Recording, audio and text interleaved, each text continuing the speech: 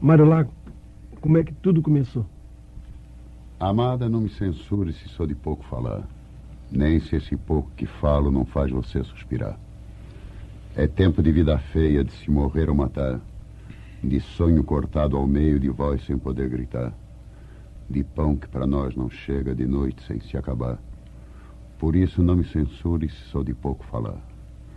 Criança é bonito, é. Mulher é bonito, é. A lua é bonito, é. A rosa é bonito, é. Mas criança chega a homem se a bomba quiser. A mulher só tem seu homem se a bomba quiser. Homem sonha e faz seu sonho se a bomba quiser. Não é tempo de ver lua nem tirar rosa do pé. Amada minha, não chore se nunca falo de amor, nem se meu beijo é salgado, que é beijo chorado em dor. É tempo de vida triste, de olhar o céu com pavor, de mão para o último gesto, de olhar para a última flor, de verde que era esperança trazer desgraça na cor. Por isso, amada, não chore se nunca falo de amor. Criança é bonito, é. Mulher é bonito, é. A lua é bonito, é. A rosa é bonito, é. Mas criança chega a homem se a bomba quiser. A mulher só tem seu homem se a bomba quiser. Homem sonha e faz seu sonho se a bomba quiser. Não é tempo de ver lua nem tirar rosa do pé. Amada, não vai embora se eu trouxe desilusão. Se aumento sua tristeza, tão triste é minha canção. É tempo de fazer tempo, de pegar tempo na mão, de gente vindo no tempo em passeata ou procissão, no mesmo passo de sonho para a bomba, dizendo não. Amada, não vai embora. Mudou a minha canção. Criança é bonito, é. Mulher é bonito, é. A lua é bonito, é. A rosa é bonito, é. Pois criança vai ser homem porque a gente quer. A mulher vai ter seu homem porque a gente quer. O homem vai fazer seu sonho porque a gente quer. Vai ser tempo de ver lua e tirar a rosa do pé. Como você vê, no princípio eu tinha muita vontade de ser poeta de livro, sabe? Né? Talvez até numa evolução muito remota, acabar na academia de fardão, que aquilo, aliás, é muito bonitinho, é decorativo, dá até para sair em escola de samba. Mas depois eu li uma frase uma vez do Siqueiros, o grande poeta mexicano, em que ele dizia: a pintura do futuro sairá da frieza dos museus para alegrar as ruas, em grandes murais nas paredes. Eu digo, bom, se a pintura vai para os murais, logicamente a poesia vai para as ruas. E a melhor maneira de poesia ir para a rua é em samba. É cantada pelo povo, ocupando as calçadas, tomando conta das ruas. Covarde sei que me podem chamar, porque não calo no peito esta dor. Atire a primeira pedra, ai, ai, ai, aquele que não sofreu por amor. Ô Mário, esse poema que você acabou de dizer, de quando é? Esse poema não é realmente da época de criança. No tempo de criança era aquele negócio, ô Estela, abre a janela e tal. Esse já é depois que o Papa João XXIII fez a encíclica contra as armas nucleares. Porque, embora eu tenha enveredado pelo samba, de vez em quando eu faço as minhas coisinhas assim, eu chamo pequenas molecagens poéticas, né? Para distrair, para a boca não ficar no lugar. Deixar sempre aquele hábito do cachimbo, a boca tortinha, tá? Falando... E depois então veio o samba, né, Mário? Definitivamente, né? Por uma razão, eu nasci na Rua do Resende, né? Ali, perto de Santa Teresa, tá? Já naquela jogada toda que vai para André Cavalcante, tá? E ali eu ouvia muito samba, os blocos, que você não conhecia, você é novinho e tal. Mas o Rio de Janeiro, que foi o Rio que eu conheci, era a cidade em que o povo era dono da rua, né? Era o carnaval que vocês talvez tenham ouvido falar, o maior carnaval do mundo. Você pisava em confete e serpentina realmente na avenida, né? O povo saía para a rua. A gente pegou um pouquinho dessa época ainda, Mário. Não, mas você não pegou você não pegou nada, você já pegou o carnaval dirigido. Ué, se você fosse sincero, né, dessa época bacana? Já não estava mais nessa época, rapaz. Aí é que está. Antigamente o carnaval Realmente o povo era dono da rua. Ninguém dirigia o povo, ninguém dizia ao povo, vá para cá, vá para lá, vá para lá.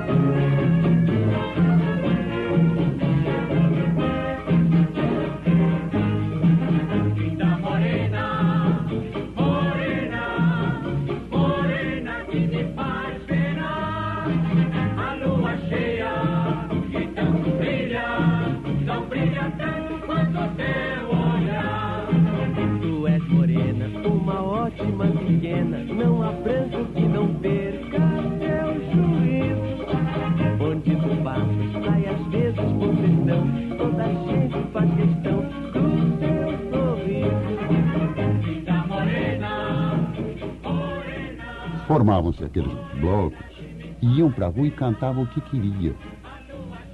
E dava gosto. Quando o povo faz o que realmente quer, o negócio é gostoso, o negócio é quente, é vivo. Não havia divulgação nenhuma, né, da música carnavalesca. Bom, eu peguei as primeiras manifestações do que se pode chamar de caetituagem.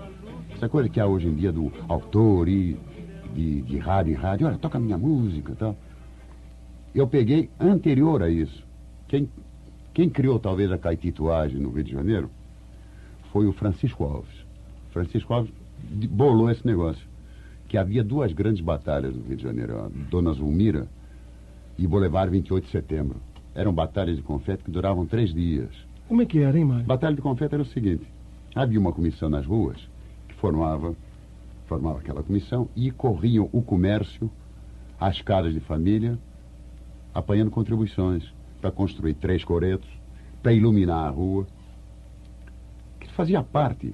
Então era um orgulho, uma rivalidade. Você vê, em Vila Isabel, 2 ruas se degladiavam para ver qual era a batalha de confete melhor. A rua Dona Zulmira e a 28 de Setembro. Aí, então, eram 3 dias ali, havia prêmios para blocos, prêmio para fantasia. Era uma coisa mais gostosa, mais ingênua, talvez, mais romântica. E o Francisco Alves bolou uma forma de caetituar as músicas dele. Ele botava dentro do carro uma big ortofônica com 2, não era alto-falante naquele tempo, não é o nome daquele aquele negócio que se usa para falar, que agora até tem eletrônico. Alto-falante. Alto-falante. Botava 2 bigs alto-falantes no carro e ia passando devagarzinho pela Batalha de Confete, tocando os discos dele, as músicas que ele tinha gravado para carnaval. Escuta, a ortofônica que você falou é um gramofone, né?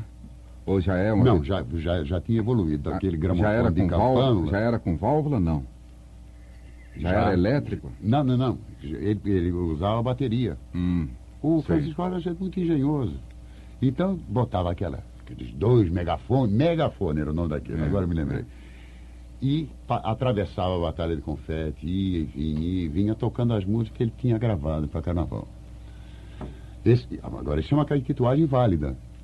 Mas mesmo assim, o povo andava na rua solto.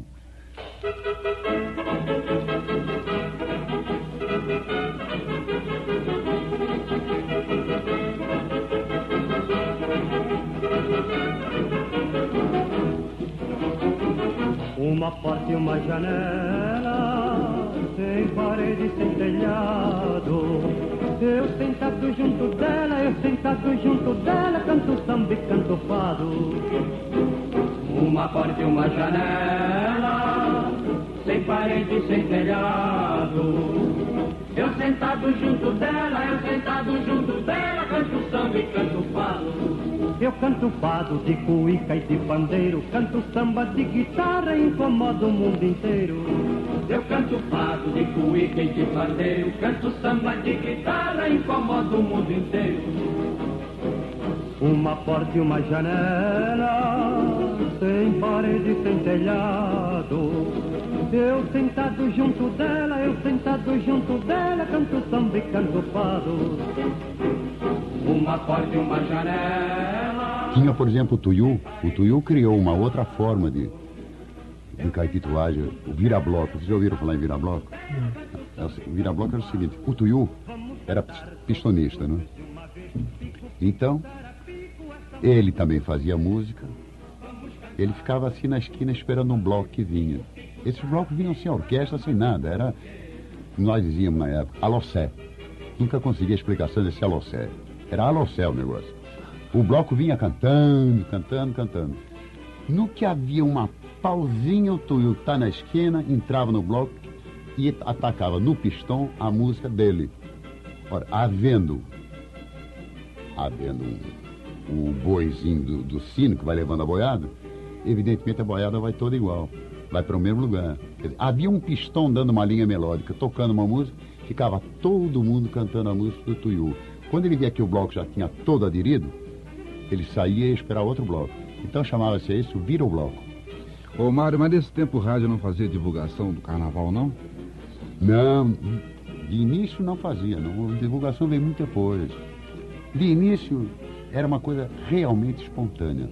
Não havia massificação. Não se ficava enfiando no ouvido do povo uma frase, um jingle, uma música que o povo acabava aceitando, que acaba aceitando a frase, o jingle, a música, e sem querer está dizendo às vezes uma besteira, uma inverdade, mas de tanto ouvir ele acha que é verdade. Porque o negócio é, como diz o Pete Green, né? Aquele personagem da cocaína. Não se formou em medicina, mas mandou imprimir 100 cartões postais. Tito Maldi, médico. Quando ele acabou de ler o 100º cartão postal, cartão de visita, ele estava convencido que era médico. Aí foi fácil convencer os outros. As rádios ainda não tinham entrado nesse caminho de divulgação, porque também é uma época que você não pegou. As rádios compravam os suplementos das gravadoras. Não recebiam? Não recebiam, compravam. De forma que já selecionavam por si mesmos. Esse cuidado, por exemplo, que tem o Jornal do Brasil de selecionar o suplemento, era geral, porque as rádios compravam. Então, na hora de comprar, essa aqui não me interessa, porque sempre se gravou o bagulho também. Essa aqui não me interessa, essa interessa, eu compro essa, não compro essa. Agora, o negócio começou a ficar realmente sem espontaneidade, a perder toda a verdade, quando foi o doloroso período do Estado Novo. Que aí resolveram organizar carnaval. Carnaval não se organiza, né? Carnaval é deixar o povo ir para a rua. Então o Estado Novo resolveu dirigir o carnaval. Foi quando surgiram os alto-falantes na rua, tocando música.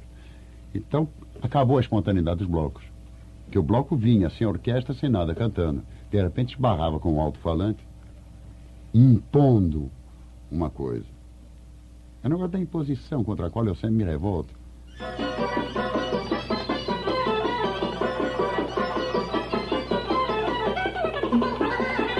Mas então o alto-falante impunha uma determinada música.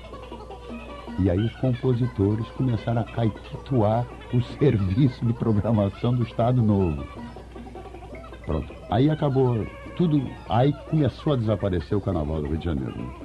Que já passou a ser um negócio dirigido, massificado e enquadrado. Você não sabe o que eu sei, olé, olá, e não viu o que eu já vi, olé, olá, Muitos alternados eu sei.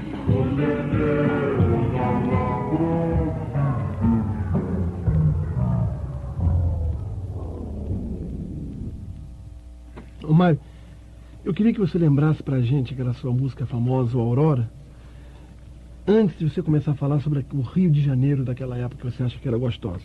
A Aurora, para mim, é uma coisa muito grata, porque foi o primeiro sucesso de carnaval que eu fiz. Aliás, foi a primeira experiência de carnaval. E antes de cantar a Aurora, eu quero contar um fato que demonstra bem o espírito de solidariedade que havia. Talvez porque os compositores ainda não ganhassem muito dinheiro, havia um certo ombro a ombro entre nós, compositores. É que vocês vão ver, eu no fim da marcha, da segunda parte, eu digo: Madame, antes do nome, você teria agora, Aurora.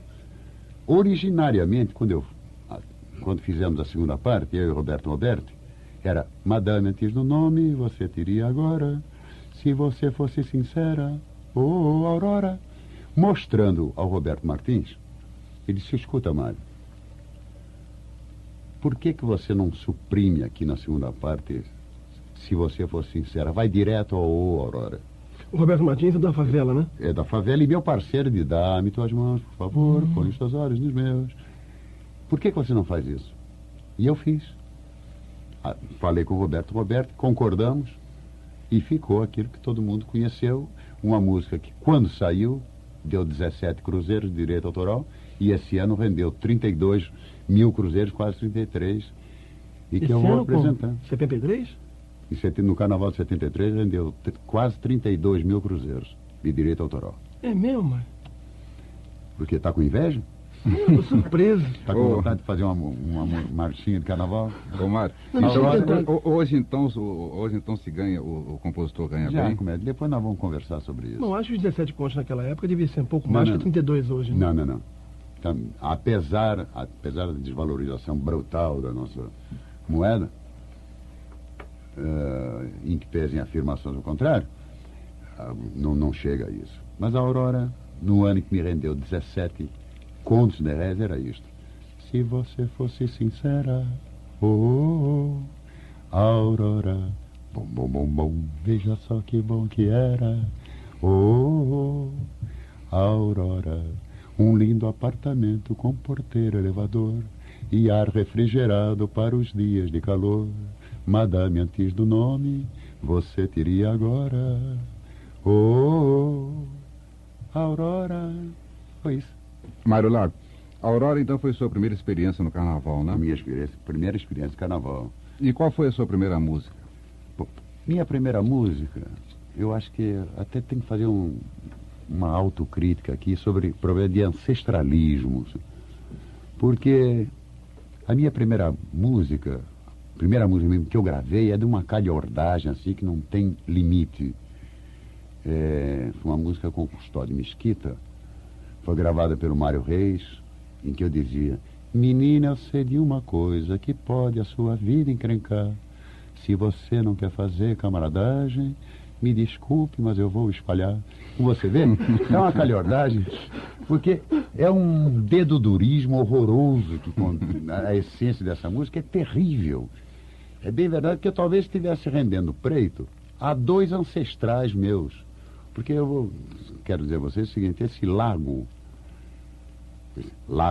sobrenome Lago, é de Cristão Novo. Foi um Davidovich qualquer que, na época da Inquisição, com medo de ser queimado, disse: não, eu topo esse negócio aí de fazer sinal da cruz, eu tô nessa.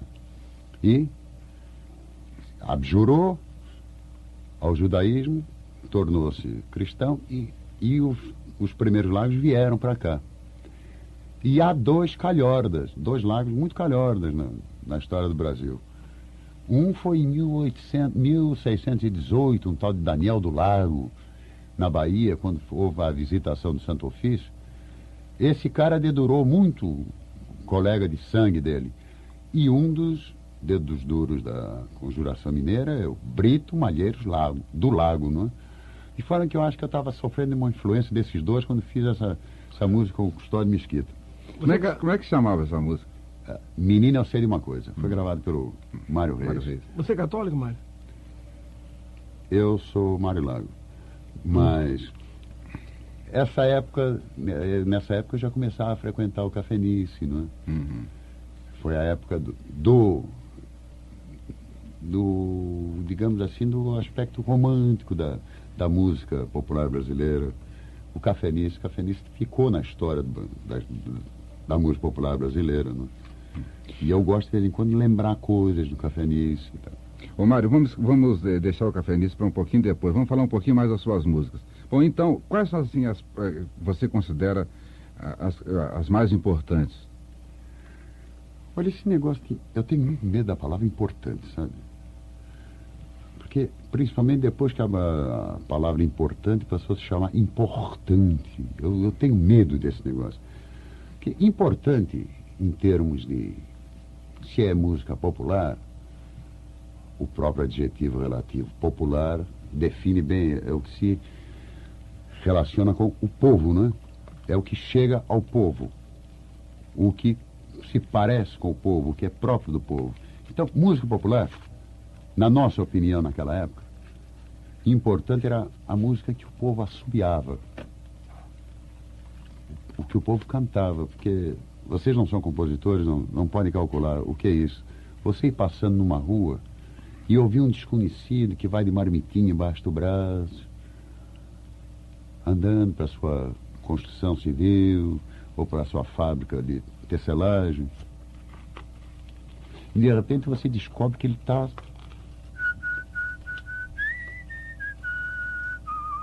Oba, isso é meu.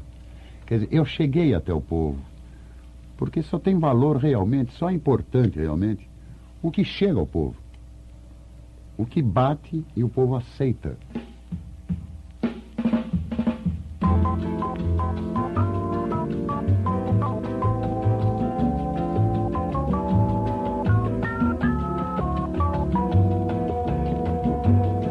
Então, se uma música minha é cantarolada na calçada e assobiada no alto de um morro, dentro de uma fábrica, essa música é importante. É a minha conceituação de importância de uma música. Então, é que grandemente importante para mim são aquelas músicas que fizeram esse tipo de sucesso. Amélia. Amélia. Atira a primeira Aurora, pedra. Atira a Aurora. primeira pedra. É tão gostoso, seu moço. É tão gostoso, seu moço. Ah, o Nada Além. Nada Além, que aliás teve uma regravação linda da Maria Bethânia, foi gravada pelo Orlando, mas teve uma regravação linda pela Maria Bethânia. Se você tiver até, eu gostaria de ouvir, sabe? Seria bom botar a gravação da Maria Bethânia. Bom, e agora já está começando a acontecer com Salva a Preguiça, Meu Pai, né? É, foi minha volta depois de muitos anos de recesso. Foi gravado pela Beth Carvalho. Beth né? Carvalho. E tenho uma alegria muito grande, a maneira como foi gravado isso, por exemplo.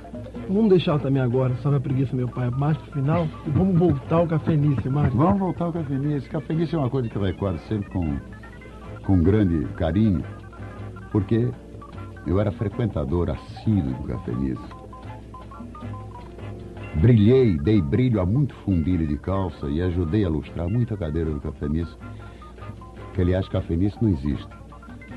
É uma abstração na música popular. Porque o nome ficou Cafenice, mas não era Cafenice, era Casanice. Foi do tempo, vocês não chegaram a conhecer, é onde ali a Caixa Econômica, na avenida. E tinha café? Tinha, justamente era Casanice, porque uma parte era só de chá, para servir chá. Tinha uma divisãozinha, uma espécie de baia, e a outra parte da frente era onde servia um café. Mas essa parte da frente era sem ar livre? Não, e tinha as cadeiras na calçada, né? Numa esquina era o Cafenice, na outra esquina era o Belas Artes. Agora, os compositores davam preferência justamente ao Cafenice. O Cafenice tinha coisas deliciosas, por exemplo, assim como apelidos do Cafenice. O Orestes Barbosa, de Tu pisavas nos astros distraído, grande letrista, que trouxe realmente uma contribuição nova para a letra da música popular brasileira. O Orestes Barbosa tinha uma corcovinha, um bóciozinho aqui nas costas. E o Wilson Batista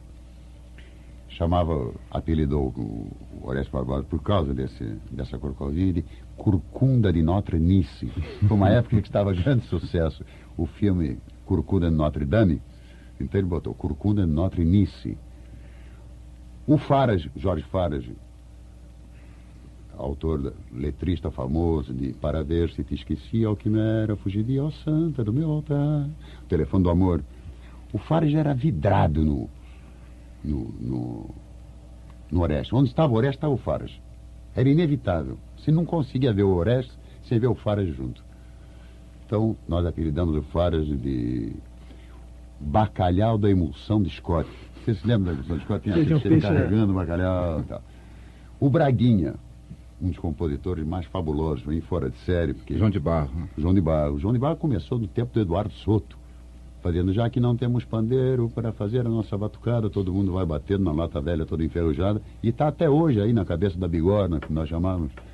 Quer dizer, o João de Barros, naquela época, vivia só de música, mas não era diretor de fábrica nem nada, então estava sempre a perigo, né?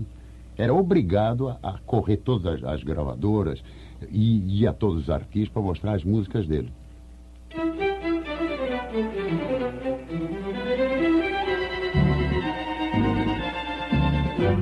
O rio amanheceu cantando, toda a cidade amanheceu em flor. Os namorados vêm pra rua em bando, porque a primavera é a canção do amor. E foi numa época em que o DIP tornou obrigatório o complemento nacional nos cinemas. E que ainda estava a indústria cinematográfica brasileira muito incipiente e tal, eram muito ruins. E o Alberto Ribeiro, que eu ainda vou voltar a falar do Alberto Ribeiro, que era o parceiro do João de Barro, deu o apelido, por causa dessa atividade permanente do João de Barro, o Alberto Ribeiro passou a chamar o João de Barro, o seu parceiro, de complemento nacional.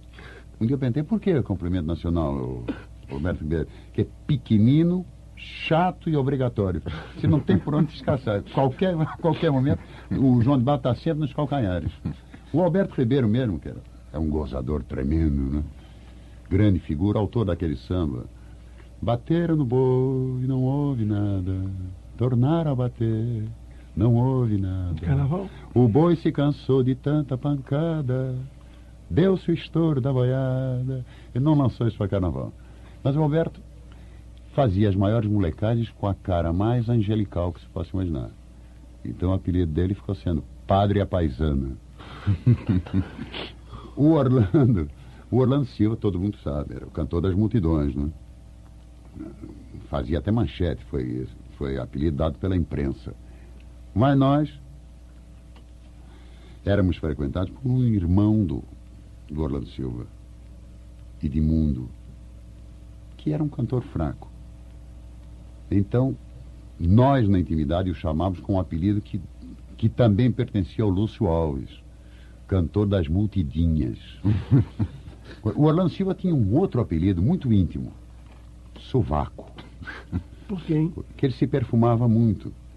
E naquele tempo os desodorantes eram só para sovaco. Depois é que houve a generalização. Mas, então, como o Orlando Silva era sovaco, o irmão passou a ser um sovaco menor, não é? Mais inferior. Mas... Ô Mário, qual era o seu apelido? Lagartão. Por quê? Por quê? Por que lagartão? Nunca soube por que me chamaram Lagartão. Chamaram Lagartão e eu aceitei, e você não vai bronquear. O Roberto Martins, por exemplo, o meu parceiro de Dá-me Tuas Mãos, autor de Favela, autor de Caicai, o apelido dele era Dorothy Lamour. Na época ele se parecia muito com aquela atriz que estava fazendo um grande sucesso e tal. O Sarong, né? Sarong, é isso. Agora, nisso tinha umas coisas engraçadas. Tinha um compositor, Paraguaçu, frequentava muito o Cafenice. Quer dizer, ele não frequentava o Cafenice. Em frente ao Cafenice havia uma árvore. E o Paraguaçu passava dia e noite encostado naquela árvore. Não saía, você não conseguia ver o Paraguaçu fora da árvore. Calça rasgada? O Paraguaçu, o que é? Calça rasgada? Não rasgava. A árvore não dava para rasgar a calça, porque ele não sentava na árvore. Ele ficava em pé mesmo. O Paraguaçu era compositor, autor do Eu. É o seguinte, porque ele era compositor porque ele entrou numa parceria da seguinte maneira. Havia um samba, não me lembro de quem, que dizia: sou um pobre infeliz. E o sujeito, quando mostrou o Paraguaçu, ele disse: por que você não diz eu sou um pobre infeliz? Ele era o autor desse Eu. Então entrou na parceria. E ele passava o dia inteiro encostado naquela árvore. Um dia eu disse para o Benedito Lacerda: Benedito Lacerda, você já reparou a cor do Paraguaçu? Ele está ficando verde. Aquilo não será câncer, não? Isso não é câncer, não. É que ele está tirando toda a clorofila da árvore, ele está passando sangue para a árvore. Repara que a árvore está preta. O Benedito Lacerda tinha o apelido de Leão de Tapete, porque era feio, mas não fazia mal a ninguém. Ah, o Mário, o Edu da Gaita falou que você tem um caso engraçadíssimo com o Peter Pan. Ah, bom, eu antes do caso do Peter Pan, vou contar um caso do Alberto Ribeiro, para mostrar o que eu falei das molecadas do Alberto Ribeiro. Uma vez o Jorge Farage fez uma música, uma letra, que ele dizia: querida, não sei o que, teus olhos aurorais. O Alberto Ribeiro chegou, leu a letra e disse: ô Farage, essa letra tá bonita, hein? Mas tem um negócio aqui que tá me... Naquele tempo nós nos íamos encucando, era engalinhando mesmo. Ele disse: é o seguinte, você diz olhos aurorais. Olha, aurorais, quer dizer, a tua mulher tem olhos com aspecto da aurora, não é? Auroral, adjetivo relativo da aurora, quer dizer, próprio da aurora, com aspecto da aurora, da cor da aurora. A aurora é vermelha. A aurora é vermelha, não é? Então, quer dizer, tua mulher tem olhos vermelhos. Se ela tem olhos vermelhos, ela está com uma conjuntivite. O problema é de valsa, de colírio. Mas esse caso do Peter Pan é o seguinte.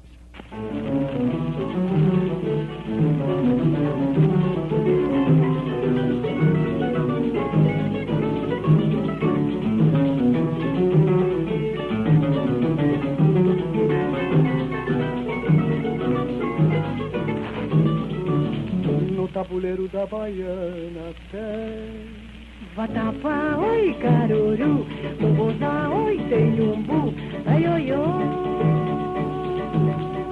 Havia no Cafenice o compositor.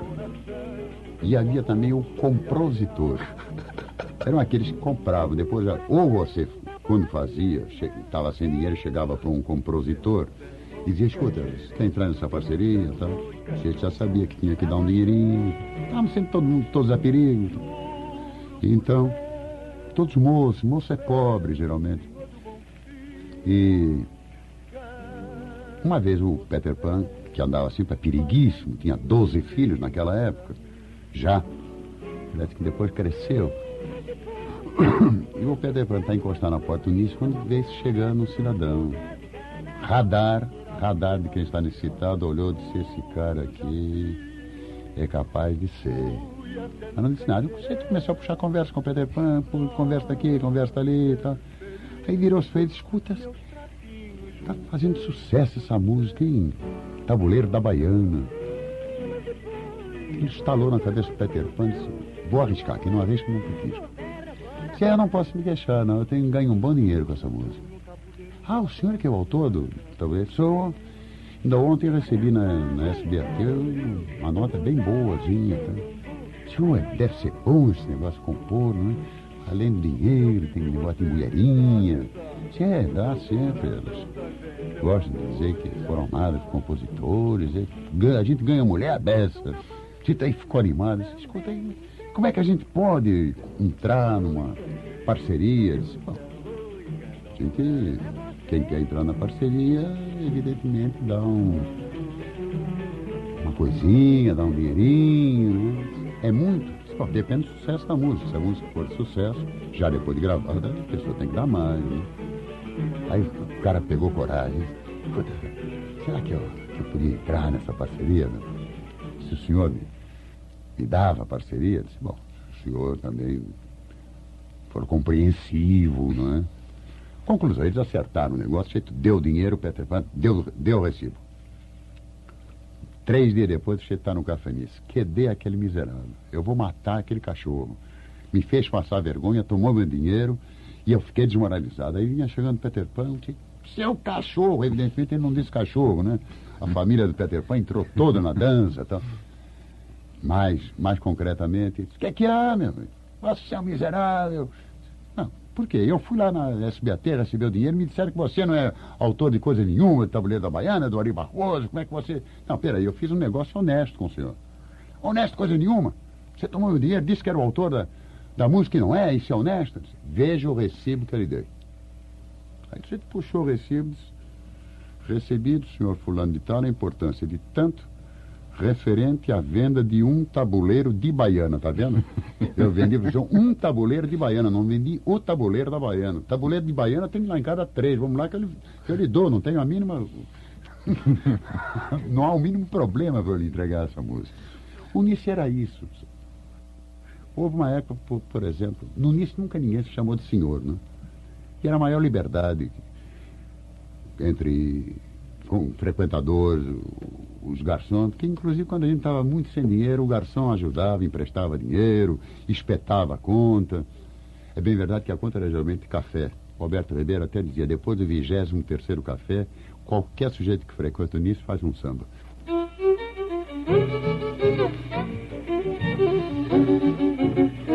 Seu garçom, faz o favor de me trazer depressa uma boa média que não seja requentada, um pão bem quente com manteiga bem suada na napa, um copo d'água bem gelada, fecha a porta da direita com muito cuidado, que eu não estou disposto a ficar exposto ao sol, vai perguntar ao seu freguês do lado qual foi o resultado do futebol.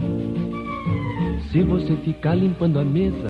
Seria indelicado perguntar a você os compositores do Cafenice? Olha,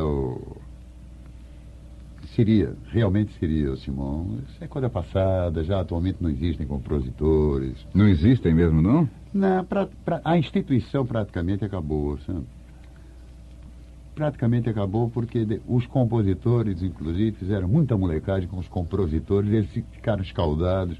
Já não há mais esse tipo de aventureiro dentro do meio musical. Melhorou muito, rapaz.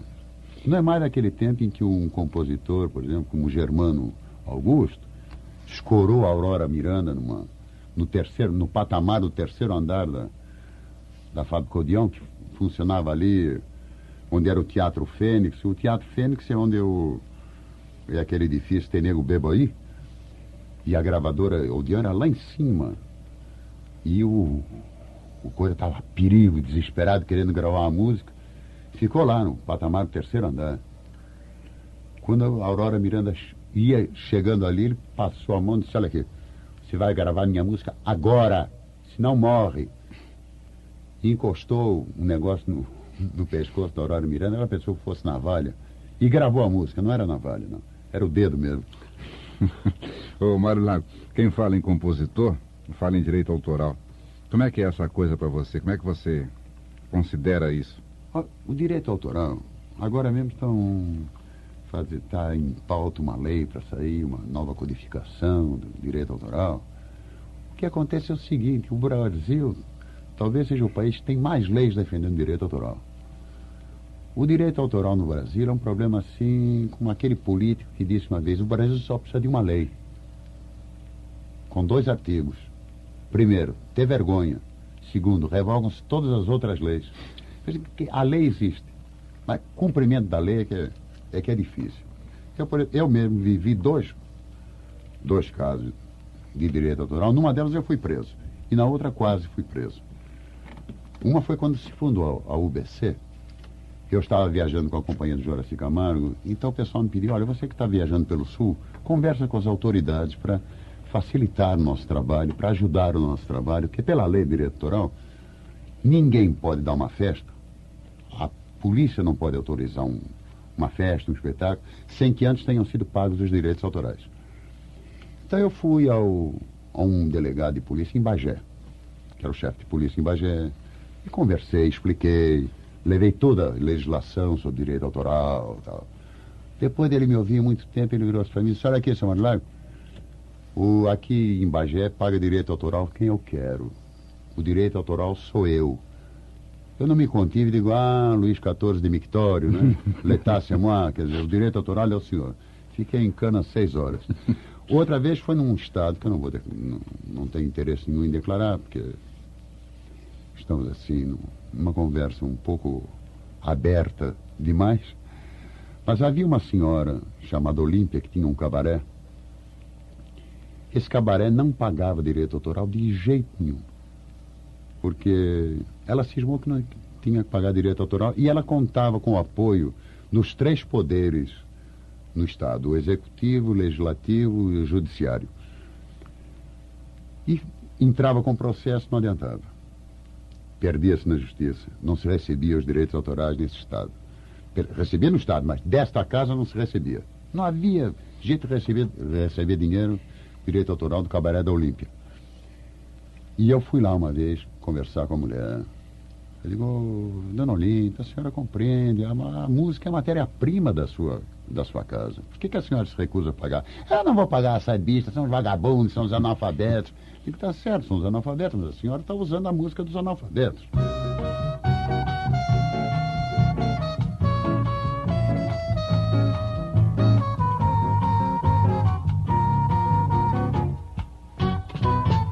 É tão gostoso, seu moço, a gente ter o querer que tendo a gente de longe, sem nada a gente dizer.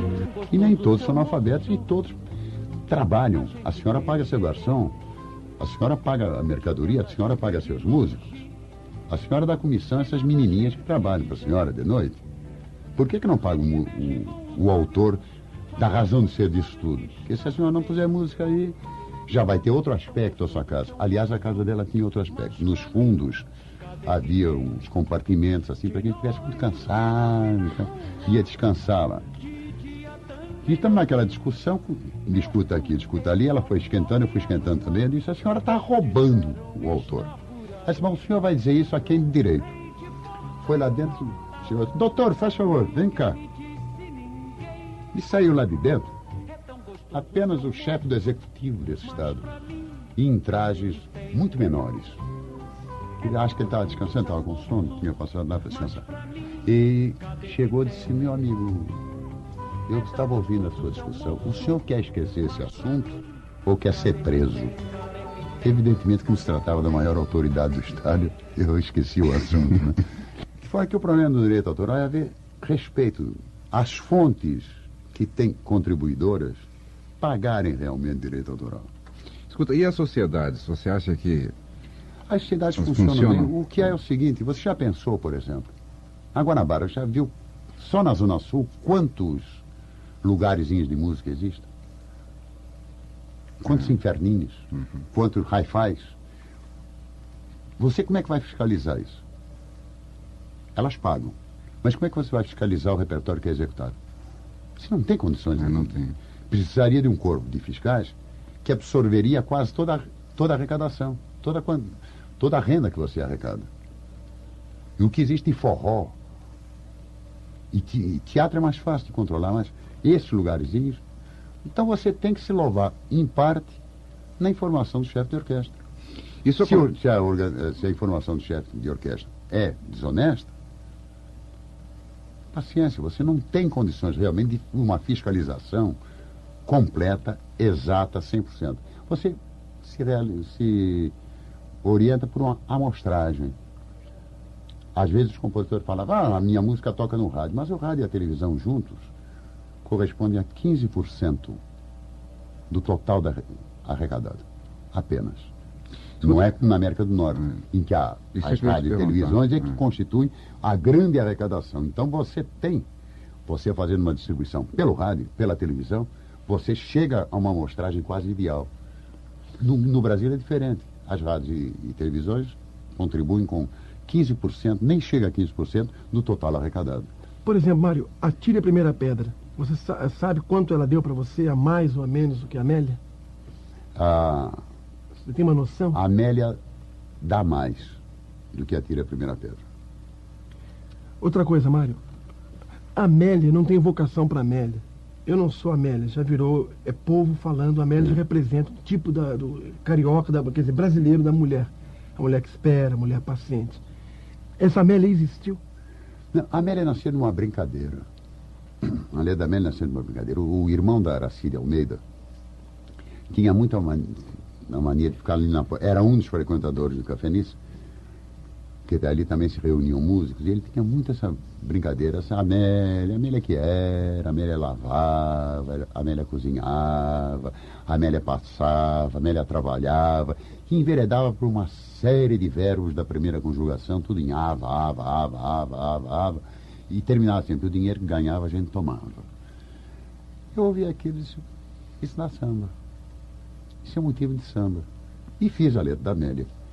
Agora eu aproveito que estou aqui batendo papo para fazer uma autocrítica. A Amélia é um símbolo bonito, realmente poético, de solidariedade, de companheirismo, mas não é a mulher ideal. A mulher ideal, que ela, quando não há o que comer, ela diz: meu filho, o que você há de fazer? Isso é uma calhordagem, não é? Em bom português, isso é calhordagem. A companheira ideal é aquela, quando falta a comida em casa, de: velho, vamos pra rua brigar. Essa que é a companheira ideal. É a companheira que empurra. Não a companheira que bota a mão no ombro e diz: senta aí, meu filho, vamos morrer de fome. Não é? A Amélia não é a companheira ideal.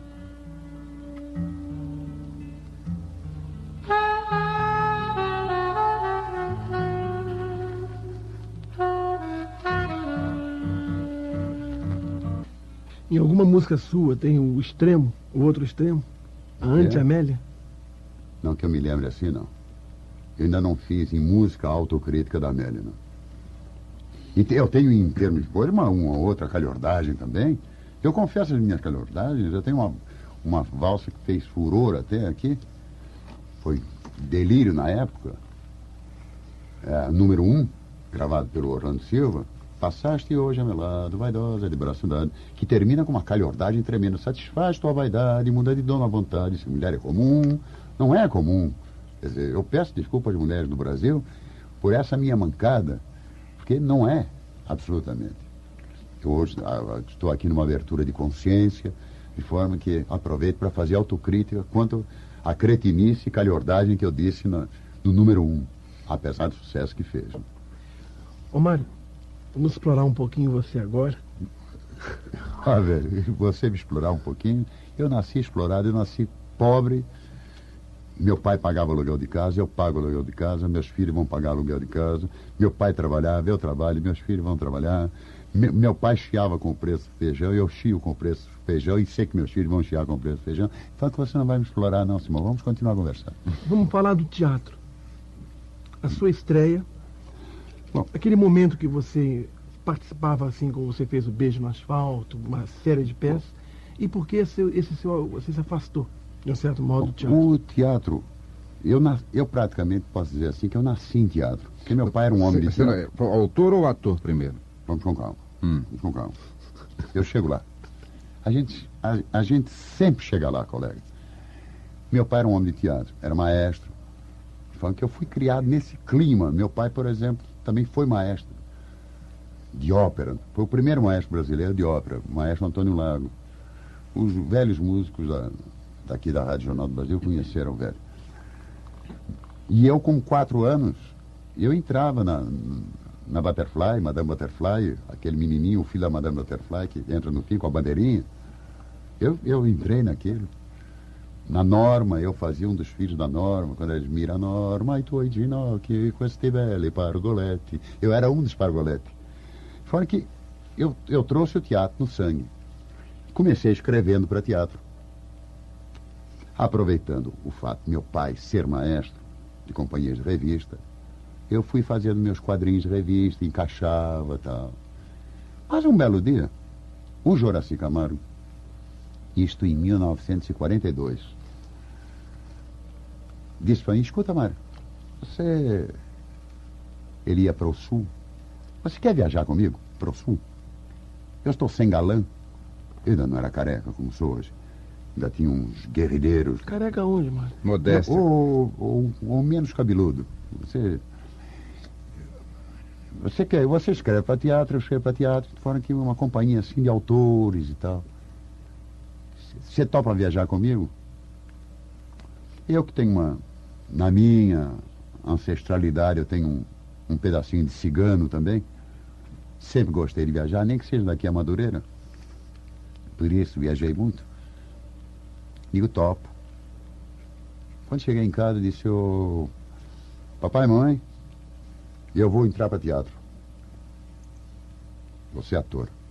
Aí foi aquele bafafá. Eles topavam, eu escrevendo para teatro, porque escrevendo era intelectual. E minha mãe, coitada, minha mãe tinha uns sonhos a meu respeito, né? Eu era alto, magro. E minha mãe sonhava para mim carreira diplomática. Porque ela dizia que eu tinha um corpo talhado para casaca. Diplomata para minha mãe era um homem que usava casaca.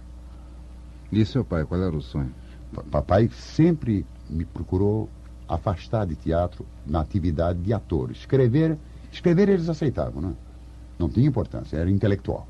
Agora, na hora que eu disse que ia trabalhar em teatro, bom, aí Aí a família rompeu comigo, ficamos brigados e tal. No dia da estreia, eu estreiei na peça O Sábio, do Juraci Camargo, no Teatro Regina, no antigo Teatro Regina, que é o Teatro Dulcino atual. Estou muito bem fazendo uma cena, de repente sai um bafafá na plateia. O que foi? Parou o espetáculo para ver o que era. Que papai e mamãe, sem me dizerem nada, tinham ido assistir a minha estreia. E ao lado de mamãe estava um cidadão que de repente disse: eu não estou gostando muito do Mário Lago, não. Minha mãe não conversou, tacou-lhe a bolsa na cara, dizendo: o senhor é uma besta, o senhor não entende nada disso, meu filho é o melhor ator que está ali naquele palco, é um dos melhores atores do Brasil. Quer dizer, era essa minha mãe, né? Por isso é que eu fiz uma vez uma quadra em homenagem à minha mãe. Dizem que as santas são santas porque sofreram demais. Mas se ao sofrer que faz santas, tu, minha mãe, que serás. Quer dizer, naquela altura, falaram mal do anjinho, a velha virou fera. Interrompeu o espetáculo porque você tinha feito uma pequena restrição, uma carreira que eu estava começando. Você atualmente faz muita novela, né, Mário? Eu estou na Globo fazendo minhas novelinhas. Das novelas que você participou, quais as que marcaram você, que você gostou de fazer o personagem? Olha, Curi, eu sou da opinião que todo papel tem uma importância para o ator. Seja como exercício de ator, ele fazendo uma coisa que está fora do seu gênero, do seu temperamento artístico, quer dizer, então, é positivo pelo exercício que ele faz. Se ele é um ator de natureza dramática, tá, e pega uma comédia para fazer, é bom para ele como exercício de ator. É excelente, né? E também tem uma coisa. Se você pensar que a televisão é um meio de comunicação, que você está dizendo sempre alguma coisa, vamos analisar o seguinte. Eu fiz. A minha estreia na TV Globo foi fazendo um oficial nazista.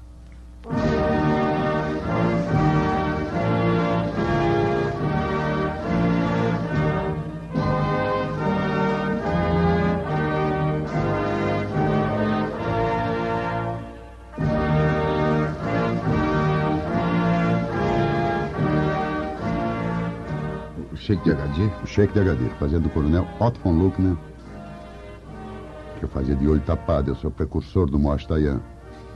Era um oficial nazista e também carrasco. E esse papel, por exemplo, para mim foi muito importante. Por quê? Eu sou antinazista, antifascista.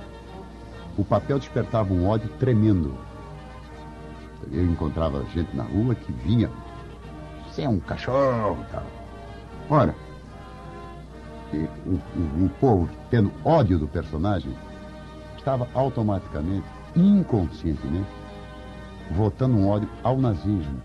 É um ódio que é preciso alimentar permanentemente no povo. Eu fiz, o papel que eu muito gostei também foi do Oliveira Ramos, na novela Assim na Terra como no Céu.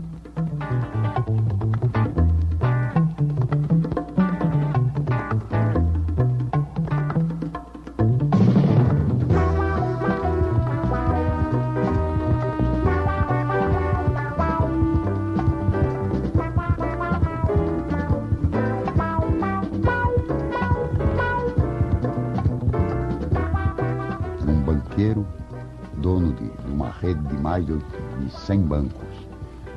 Era um personagem grotesco que aparecia na sua intimidade, botando peruca, tirando peruca, em todas as suas fraquezas. É bom isso. Por quê? Porque ajuda o povo a não acreditar em tabus, a não ter aquele pavor mítico e pânico.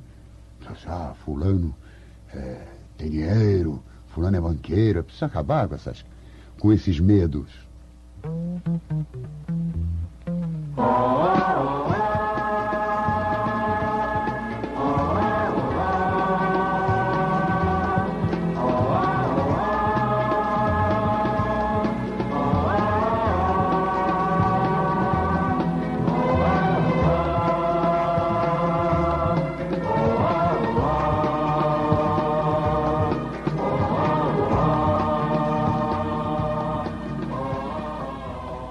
Eu fiz, por exemplo, na Selva de Pedra, o personagem Sebastião, que era o crente, fanático, e vinha me espinafrar na rua. Você é um carrasco em cima da sua filha, impondo. Isso é bom? Por quê? Porque ajuda o povo a se manifestar contra aqueles que querem dizer a última palavra, contra aqueles que punem porque os outros não são da sua mesma opinião. De forma que tudo isso dá uma determinada importância a cada personagem. Se em cada personagem você levar uma compreensão desse problema, você chega à conclusão de que todo personagem que você faz é importante. No seu trabalho de ator, Mário, você acha mais fácil você fazer um personagem que você se identifica com ele ou um que você não tenha nada a ver com ele, que é um ojeriza? Evidentemente, o personagem com o qual você se identifica é muito mais fácil de você fazer.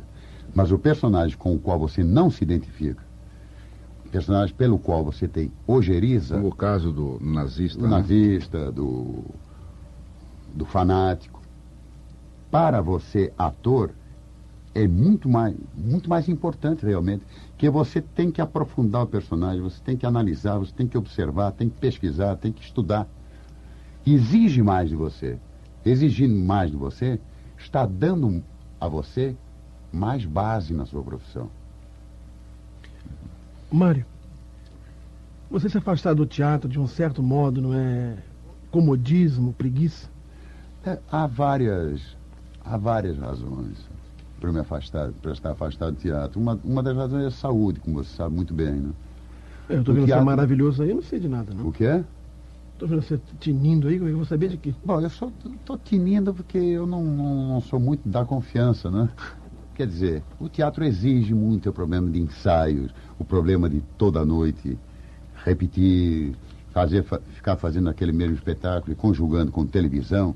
Eu não tenho mais, talvez, paciência ou saúde, não sei, para ficar gravando, olhando o relógio. Eu preciso sair agora porque daqui a pouco é a matinê, daqui a pouco começa o espetáculo e eu não estou, o pano não pode levantar. Não estou mais nessas condições. Não cabe aqui, salve a preguiça, meu pai? Cabe.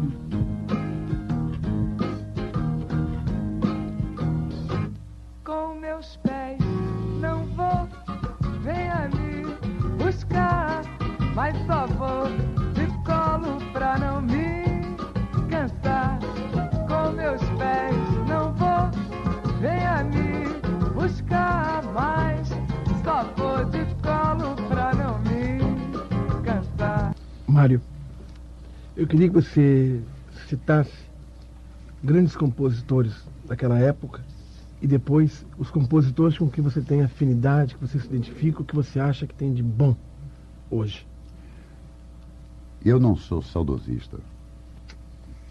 Que há uns companheiros daquela época que dizem, hoje em dia não se faz música como se fazia antigamente, dá um tremelique na voz e tal. Não, atualmente se faz música válida, bonita, como sempre se fez, como fizeram um Lamartine Bavo, um João de Bavo, um Ari Barroso, uns nomes que seguiram até hoje, por exemplo, Dorival Caymmi. Mas de forma que naquela época você vê compositores fabulosos, Alberto Ribeiro, Braguinha, Benedito Lacerda, o Roberto Martins, o velho Ataúfo Alves. Há uma leva enorme, que a prova que estão aí, de vez em quando estão atualmente regravando coisas de Simval, tudo isso está sendo regravado, o André Filho, Assis Valente. O Assis Valente, um compositor fabuloso, quer dizer, é uma série enorme. Agora, dos modernos, vamos ver, barra pesada dos modernos. Você tem o Luiz Gonzaga Júnior, Sérgio Ricardo, Caetano Veloso, Milton Nascimento, Gilberto Gil, Paulinho César Pinheiro, letrista sensacional que está aparecendo, Edu Lobo, Carlos Lira. Agora, Malago, sintetiza pra gente isso tudo. E do amor gritou-se o escândalo, do medo criou-se o trágico, no rosto pintou-se o pálido e não rolou uma lágrima nem uma lástima para socorrer. E na gente deu o hábito de caminhar entre as trevas, de murmurar entre as pregas, de tirar leite das pedras, de ver o tempo correr. Mas sob o sono dos séculos amanheceu o espetáculo como uma chuva de pétalas, como se o céu, vendo as penas, morresse de penas e chovesse perdão. E a prudência dos sábios nem ousou conter nos lábios o sorriso e a paixão, pois transbordando de flores a calma dos lagos zangou-se, a rosa dos ventos danou-se, o leito dos rios fartou-se e inundou de água doce a amargura do mar.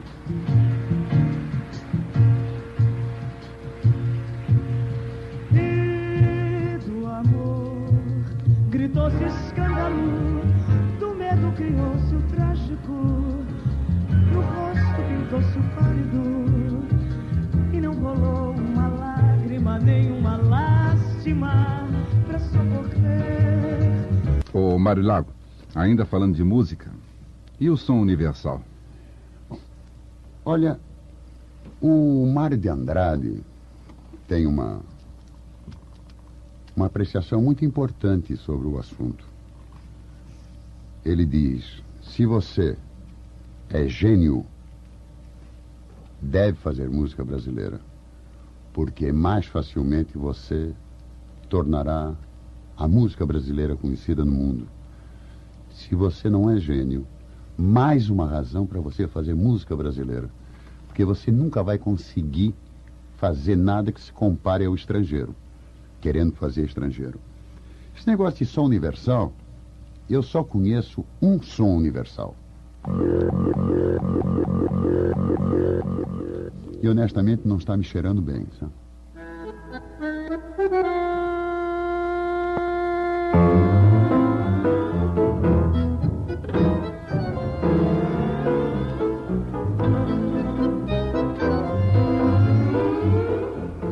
Porque é o seguinte, quando falo em som universal, a música popular de cada povo se caracteriza não é pelo som, é pelo ritmo.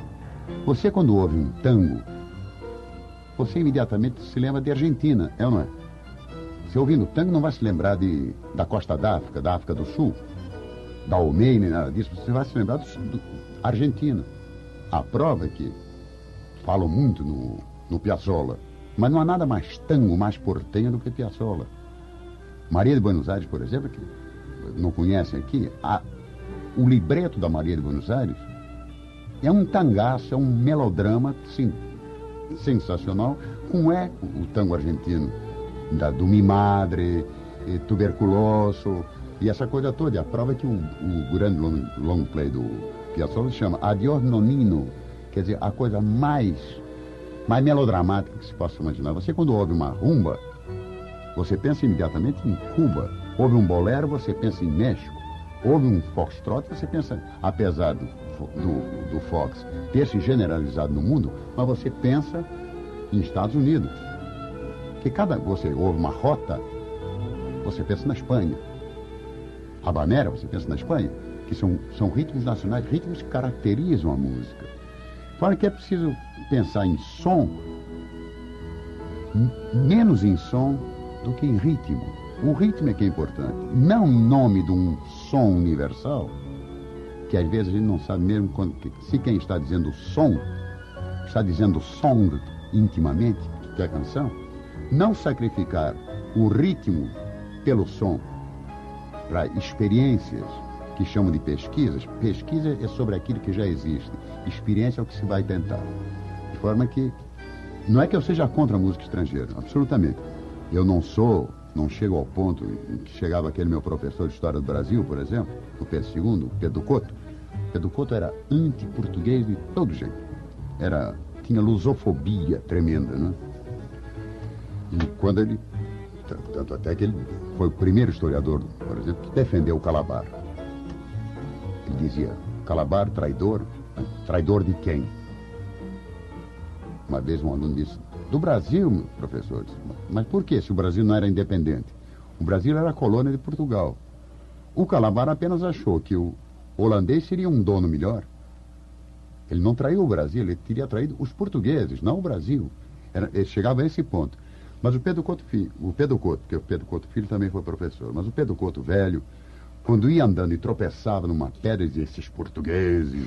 Ele tinha até umas coisas muito engraçadas. Ele dizia, Olha aqui, naquele tempo as leiterias, todas, praticamente todas do Rio de Janeiro eram de portugueses.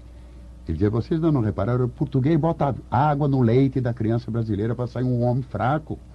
O português é que meteu no Brasil esse negócio de castanha, avelã, nozes e amêndoas em dezembro, quando nosso clima não serve. Quer dizer, para o brasileiro ficar doente. Eu não sou a esse ponto. A influência é necessária, a influência enriquece. Mas há uma grande diferença entre influência e submissão. Ô Mário, mas você também fez o seu sonzinho universal, né? Nada além, por exemplo. Eu já dei minha opinião sobre som universal. O que eu disse, você aceitar, você sofrer influências, barganhar, é uma coisa. Porque o americano, mesmo você observa o americano, ele faz todas as experiências, aceita 1001 influências, mas ele não sai, você ouvindo a música americana, do que há de mais moderno a voltar ao Duke Ellington, você não consegue dançar de outro jeito a não ser naquele. Porque o ritmo deles é liso. O nosso ritmo é sincopado. Quer dizer, uma diferença tremenda. Você querer tirar a síncope do nosso ritmo, aí sim que é um crime de lesa pátria. E contra isso eu me revolto, em que pese a maioria dos cronistas atuais especializados que acham que é caretice se defender o ritmo do samba, né? Que eu não acho.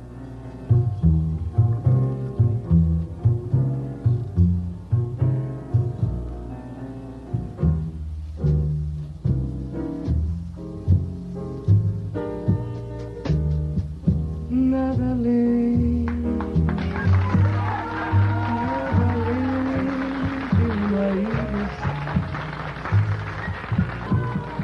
Mário, a gente esqueceu de falar do Mário do Teatro Revista.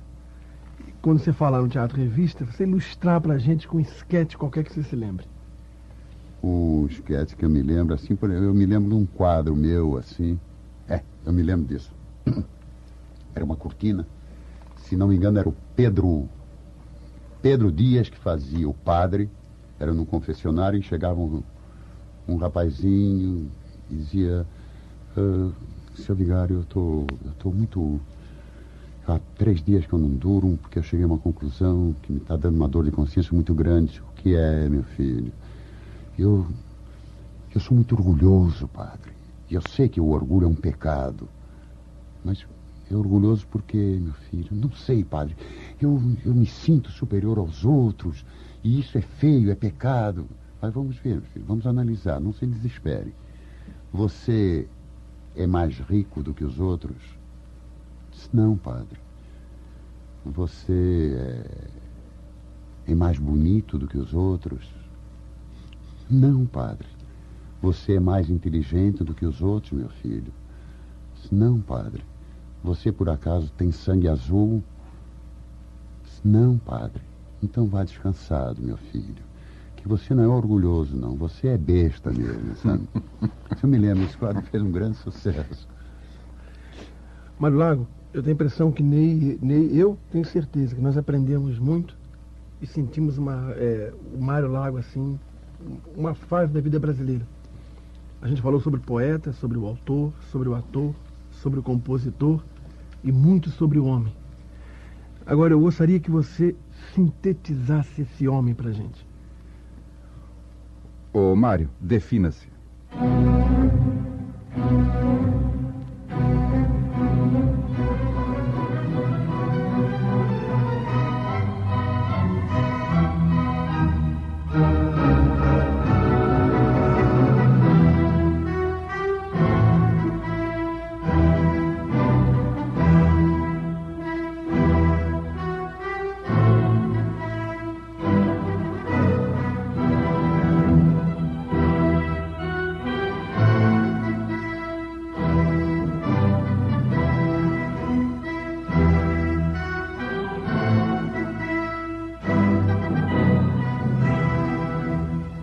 De medo não sei notícia, vaidade não faz meu jeito.